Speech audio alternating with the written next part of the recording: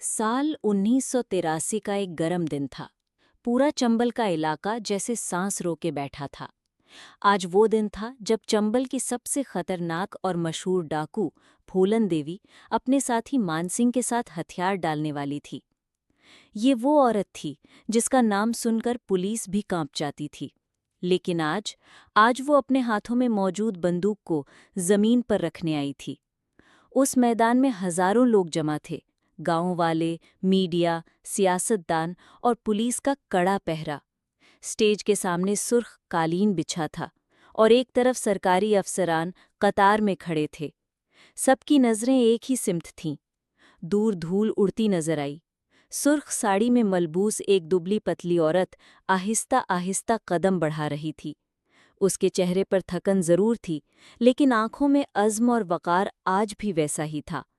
उसके साथ मानसिंह, जो बरसों उसका साथी रहा, कंधे पर बंदूक लटकाए चल रहा था। जब दोनों स्टेज पर पहुंचे तो पूरा मजमा जैसे खामोश हो गया। फूलन देवी ने अपने दोनों हाथों में बंदूक पकड़ी और ऊंची आवाज में कहा, मैं आज अपनी मर्जी से हथियार डाल रही हूं। मैंने जो कुछ किया, हालात और जुल्म ने मुझे करने पर मजबूर किया। अब मैं चाहती हूं कि अपनी बाकी जिंदगी इज्जत से गुजारूं, जैसे एक आम औरत गुजारती है। उसने बंदूक को जमीन पर रखा, दोनों हाथ जोड़े और हुजूम को सलाम किया।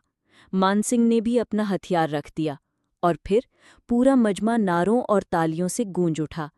इस लम्हे हर किसी ने महसूस किया कि ये सिर्फ एक डकैत का सरेंडर नहीं, बल्कि एक औरत की कहानी है, जिसने जुल्म सहने के बाद अपने इंतकाम की आग को सर्द कर दिया।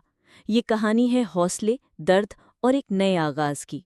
और दोस्तों, ऐसी ही सच्ची, तारीखी और जज्बाती कहानियाँ आपको मिस्ट्री एंड रियलिटी पर मिलेंगी। वो जगह जहाँ हर कहानी आपके दिल को छू जाएगी और सोचने पर मजबूर कर देगी।